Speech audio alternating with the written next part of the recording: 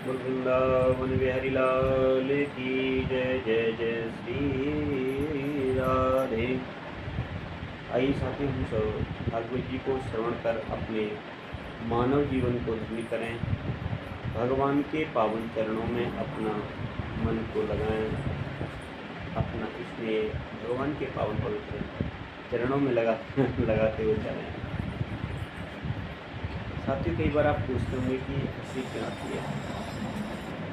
बस ठाकुर जी कुछ न कुछ मन में ला देते तो इस वजह से आइए बोल राधे राधे। बहन बोलिए जय श्री राधे। कृष्णाय वासुदेवाय हरे परमात्मे प्रणत क्लेशनाशाय गोविंदाय नमः। भगवान के बिहारी लाल की जय। कृष्ण लाल की राधा रानी सरकार की जय। जय श्री राधे। ओम नमो भगवते वासुदेवाय। श्रीमद्भागवत महापुराणम चतुर्थ स्कंध अथ प्रथमोध्याय। चौथे स्कंद का पहला अध्याय हम सब श्रवण करेंगे। स्वयंभू मनु की कन्याओं के वंश का वर्णन इसमें दिया गया है। आइए हम सब सुने। पहले श्लोक को गुनगुनाते हुए चलें। मैत्रेयवाच मनोस्तु सतरूपायं तिस्र कन्याश्च जंगिरे आकुतिर्देवहूतिश्च प्रसूतिर्तिनुसृताः। श्री मैत्रेय जी कहते हैं कि विदुर जी स्वयंभू मनु के महारानी शत्रुपा से प्रियव्रत और उत्तानपाद इन दो पुत्रों के सिवा 3 कन्याएं भी हुई थी। वे कौन कौन सी हैं? देवहूति, आकुति और प्रसूति नाम से विख्यात थी। आकुति का यद्यपि उसके भाई थे तो भी महारानी शत्रुपा की अनुमति से उन्होंने रुचि प्रजापति के साथ में पुत्रिका धर्म के अनुसार विवाह किया। और प्रजापति रुचि भगवान के अनन्य चिंतन के कारण से ब्रह्म तेज से संपन्न थे। उन्होंने आकुति के गर्भ से एक पुरुष और स्त्री का जोड़ा उत्पन्न किया। उसमें जो पुरुष था वह साक्षात दिव्य स्वरूपधारी भगवान विष्णु थे और जो स्त्री थी वह भगवान से भी कभी अलग न रहने वाली लक्ष्मी जी का अंशरूपा दक्षिणा थी। मनु अपनी पुत्री आकुति के उस परम तेजस्वी पुत्र को बड़ी प्रसन्नता से अपने घर ले आए और दक्षिणा को रुचि प्रजापति ने अपने पास रखा। जब दक्षिणा विवाह के योग्य हुई तो उन्होंने यज्ञ भगवान को ही पति रूप में प्राप्त करने की इच्छा की। तब भगवान यज्ञ पुरुष ने उनसे विवाह के लिए कहा तो उससे दक्षिणा को बहुत संतोष हुआ। भगवान ने प्रसन्न होकर के उससे 12 पुत्र उत्पन्न किए। उनके नाम हैं तोष, प्रतोष, संतोष, भद्र, शांति, बृहस्पति, इदम, कवि, विभु, स्वन्नः, सुदेव और रोचन। इस प्रकार से ये पुत्र हुए हैं। और ये ही स्वयंभू मनु मनवंतर में तुषी नाम के देवता हुए। उन मनवंतर में मरीचि आदि सप्तर्षि थे। भगवान यज्ञ ही देवताओं के अधीश्वर इंद्र थे और महान प्रभावशाली प्रियव्रत तथा उत्तानपाद मनुपुत्र थे। वह मनवंतर उन्हीं दोनों के बेटों, पोतों और दोहित्रों के वंश में छा गया। प्यारे विदुर जी, मनु जी अपनी दूसरी कन्या देवहूति कर्दम जी को ब्याही थी। उसके संबंध की प्राय सभी बातें तुम मुझसे सुन चुके हो। और भगवान मनु ने अपनी तीसरी कन्या प्रसूति का विवाह ब्रह्मा जी के पुत्र दक्ष प्रजापति से किया था। उसकी विशाल परंपरागत वंश परंपरा तो सारी त्रिलोकी में फैली हुई है कि मैं कर्दम जी की 9 कन्याओं का जो 9 ब्रह्मर्षियों से ब्याही गई थी पहले ही वर्णन कर चुका हूँ। अब उसकी वंश परंपरा वर्णन करता हूँ, ध्यान से सुनो। मरीचि ऋषि की पत्नी कर्दम जी की बेटी कला से कश्यप और पूर्णिमा नाम के 2 पुत्र हुए, जिनके वंश से यह सारा जगत भरा हुआ है। शत्रुतापन विदुर जी पूर्णिमा के विरज और विश्वग नाम के 2 पुत्र तथा देवकुल्या नाम के कन्या हुई। यही दूसरे जन्म में हरिचरणों में धोबन से देव नदी गंगा के रूप में प्रकट हुई। अत्रि की पत्नी अनुसुईया से दत्तात्रेय, दुर्वासा और चंद्रमा नाम के 3 परम यशस्वी पुत्र हुए। ये क्रम से भगवान विष्णु, शंकर और ब्रह्मा के अंश से उत्पन्न हुए थे। विदुर जी ने पूछा कि गुरुजी कृपया यह बतलाइए कि जगत की उत्पत्ति स्थिति अंत करने वाले इन सर्वश्रेष्ठ देवों ने अत्रि मुनि के यहाँ क्या करने की इच्छा से अवतार लिया था। मैत्रेय जी ने कहा कि भगवान ब्रह्मा ने ब्रह्म ज्ञानियों में श्रेष्ठ महर्षि अत्रि को सृष्टि रचने के लिए आज्ञा दी। तब वे अपनी सहधर्मिणी के सहित तप करने के लिए ऋक्ष नामक पर कुल पर्वत पर गए। वहाँ पलाश और अशोक के वृक्षों का एक विशाल वन था। उनके सभी वृक्ष फूलों के गुच्छों से लदे थे तथा उसमें और भी निर्विघ्न नदी के जल की कल ध्वनि गूंजती रहती थी। उस वन में वे मुनिश्रेष्ठ प्राणायाम के द्वारा चित्त को वश में करके 100 वर्ष तक केवल वायु पीकर सर्दी गर्मी आदि दोनों की कुछ भी परवाह न कर एक ही पैर पर खड़े रहते थे। और उस समय वे मन ही मन यही प्रार्थना करते थे कि कोई संपूर्ण जगत के ईश्वर हैं, मैं उनकी शरण में हूँ, वे मुझे अपने ही समान संतान प्रदान करें। ये सब देख करके प्राणायाम रूपी ईंधन से प्रज्वलित हुई अत्रि मुनि का तेज उनके मस्तक से निकल करके तीनों लोगों को तपा रहा। ब्रह्मा विष्णु महेश तीनों जगतपति उनके आश्रम पर आए।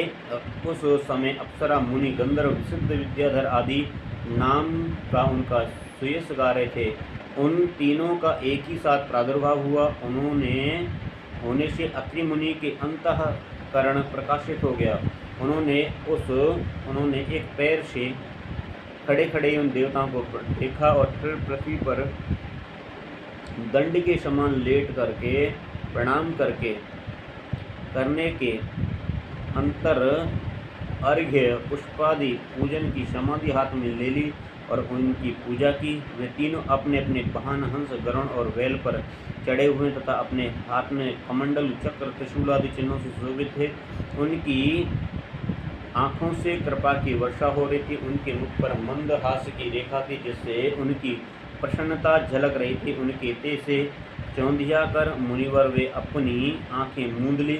वे चित्त को उन्हीं की ओर लगाकर हाथ जोड़ अति मधुर और सुंदर भावपूर्ण वचनों से लोकों में सबसे बड़े उन तीनों देवों की स्तुति करने लगे। अत्रि मुनि ने कहा कि भगवान प्रत्येक कल्प के आरंभ में जगत की उत्पत्ति स्थिति और लय के लिए जो माया के तत्वादि तीनों गुणों का विभाग करके जो भिन्न भिन्न शरीर धारण करते हैं वे ब्रह्मा विष्णु और महादेव आप ही हैं। मैं आपको प्रणाम करता हूँ। कहिए मैंने जिनको बुलाया था आप में से वे कौन महानुभाव हैं, क्योंकि मैंने तो संतान प्राप्ति की इच्छा से केवल आप एक सुरेश्वर भगवान का ही चिंतन किया था। फिर आप तीनों ने यहाँ पधारने की कृपा कैसे की। आप लोगों तक तो देहधारियों के मन की भी गति नहीं है, इसलिए मुझे बड़ा आश्चर्य हो रहा है कि आप लोग कृपा करके मुझे इसका रहस्य बतलाइए।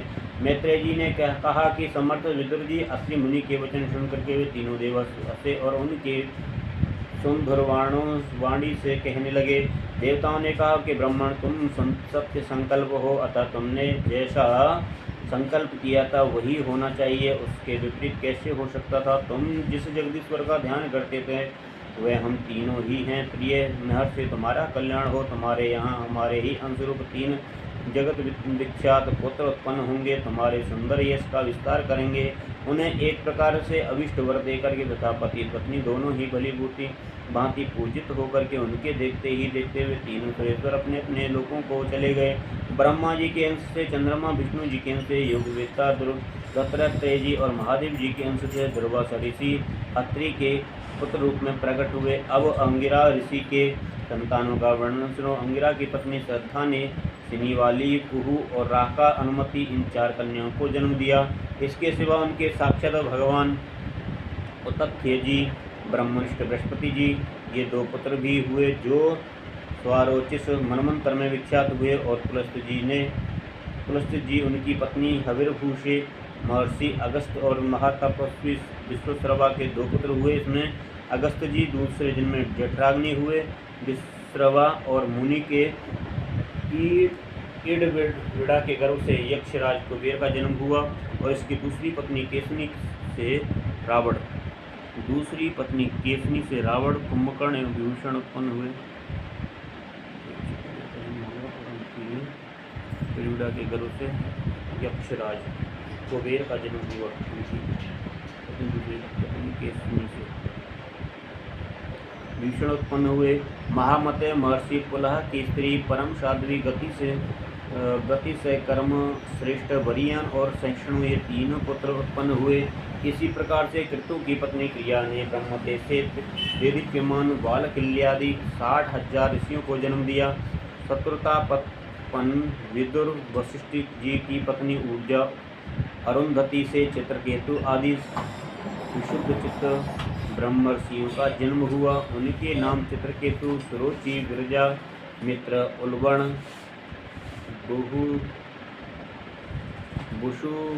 वसुभृताद्य और द्युमान थे। इसके सिवा उनकी दूसरी पत्नी से शक्ति आदि भी कई पुत्र हुए।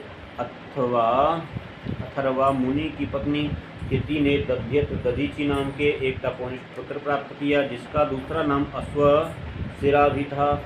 अब भृगु के वंश का वर्णन सुनो। महाभाग, भृगु जी ने अपनी भार्या ख्याति से धाता और विधाता नामक पुत्र और श्री नाम की एक भगवत पारायण कन्या उत्पन्न की। मेरु ऋषि ने अपनी आयाति, नियति और नाम की कन्याएं क्रमशः धाता और विधाता को ब्याही।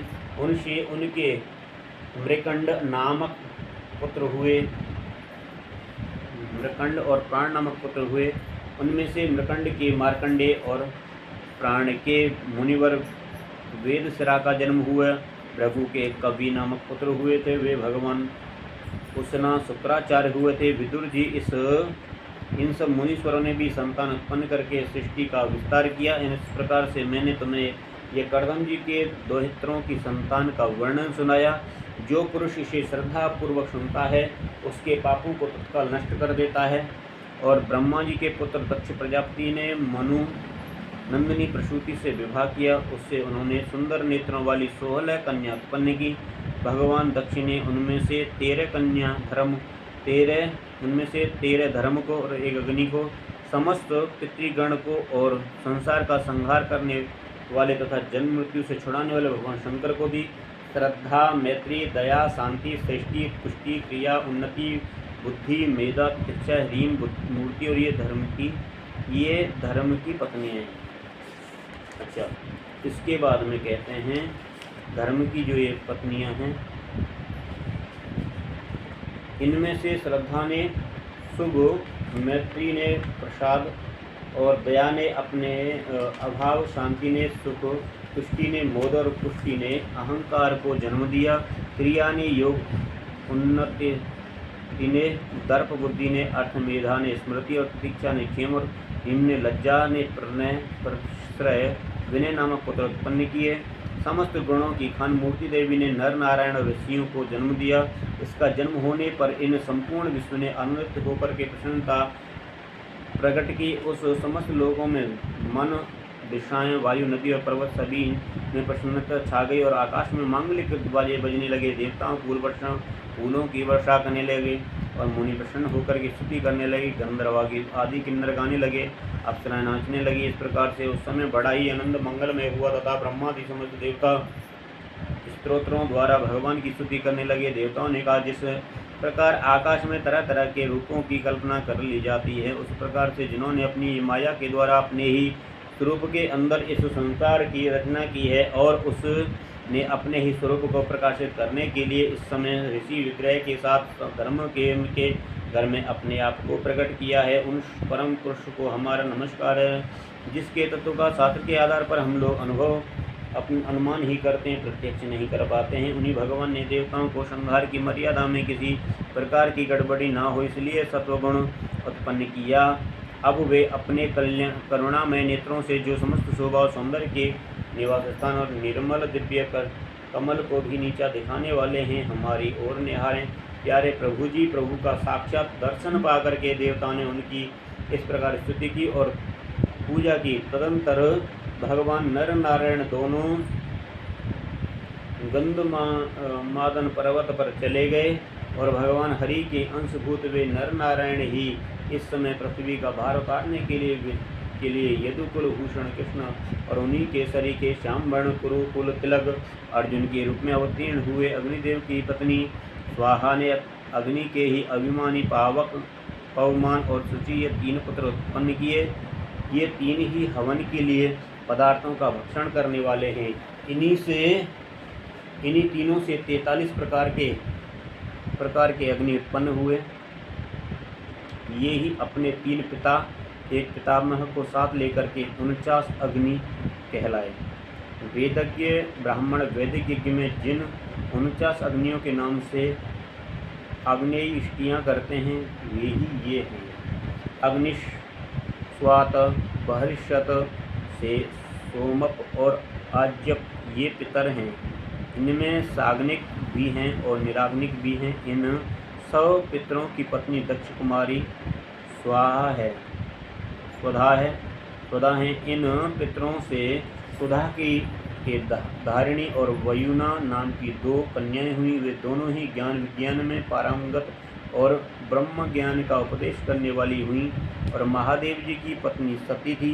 वे सब प्रकार से अपनी पति ही देव की सेवा में संलग्न रहने वाली थी, किंतु उनके अपने गुण और शील के अनुरूप कोई पुत्र नहीं हुआ, क्योंकि सती के पिता दक्ष ने बिना ही किसी अपराध के भगवान शिव के प्रतिकूल आचरण किया था। इसलिए सती ने युवावस्था में ही क्रोधवश योग के द्वारा स्वयं ही अपने शरीर का त्याग कर दिया था और उन्होंने त्याग कर दिया था। ऐसा इसमें वर्णन है। जय श्रीमद्भागवते महापुराणे पारमश्री सीतायां तृतीय स्कंदे चतुर्थ स्कंदे विदुर मैत्रेय संवादे प्रथमोऽध्याय। कृष्णाय वासुदेवाय हरे परमात्मने प्रणतक्लेशनाशाय गोविंदाय नमो। हरे कृष्ण कृष्ण कृष्ण हरे हरे, हरे राम राम राम हरे हरे। गुरुबां के बिहारी लाल की जय। श्री राधा रानी सरकार की जय। जय श्री राधे।